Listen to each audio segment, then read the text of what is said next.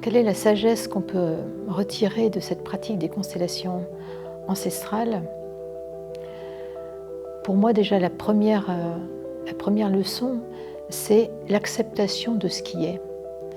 À chaque fois qu'on réagit à un événement qu'on trouve inacceptable, et les guerres, tous les traumatismes liés au conflit, au rejet des uns et des autres, eh bien,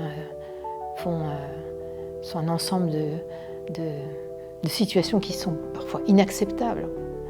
Eh bien, nous apprenons dans les constellations qu'on ne peut que dire oui à ce qui a été. On ne peut pas faire autrement.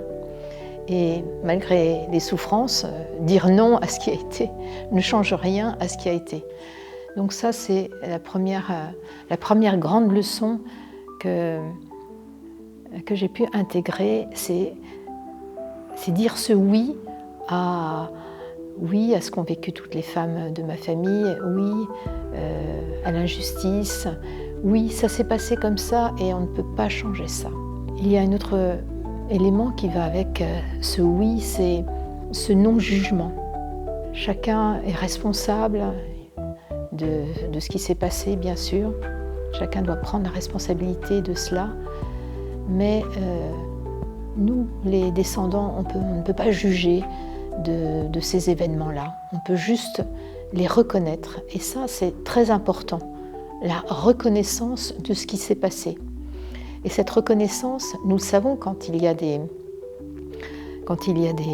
jugements ou des victimes, qu'est-ce qu'elles demandent? Elles demandent que les faits soient reconnus. Oui, ça s'est passé comme ça.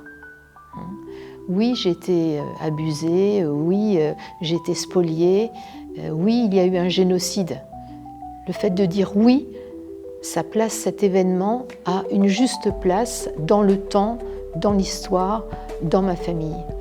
Et ça, c'est un élément de sagesse qui apaise énormément l'âme, qui apaise les familles.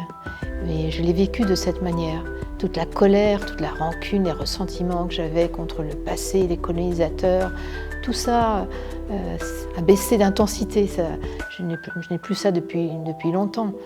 Donc,